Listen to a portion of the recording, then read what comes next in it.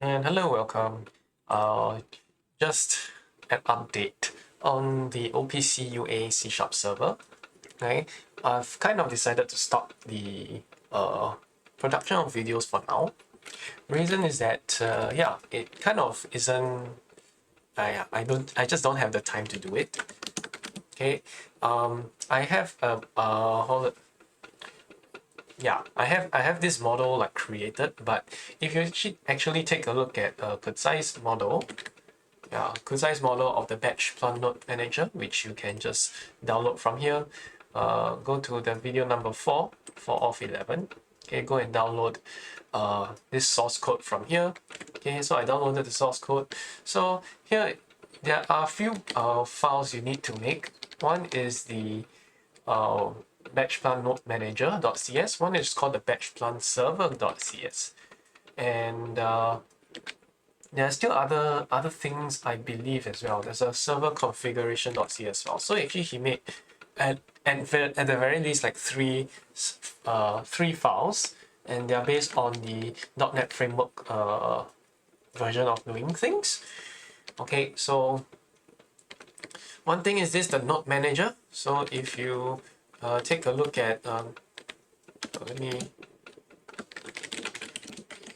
if you take a look at the simple like batch plant node manager, how many functions are we adding? Okay, we are adding the constructor here.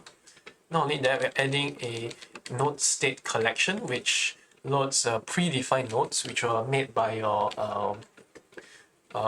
the C# code, which auto generates from the my model XML file or the model design XML file.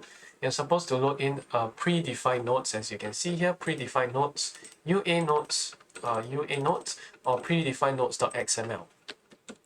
Okay, so this code is supposed to load that so that nodes, all the nodes, the data nodes and everything. Then you have this long function here called create address space. Okay, and there's a lot of things just to sort that out. One called do simulation, one called on start process, one called on stop process, and that's just to make the batch plant his batch plant node manager. That's just one file for that.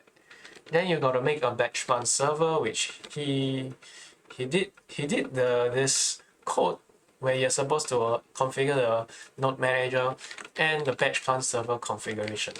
So in theory, it's possible to reverse engineer all this code, and well, take a look at the code from my model. And what I would do is go to UA NetStandard samples and sort of get a console server, console reference server here.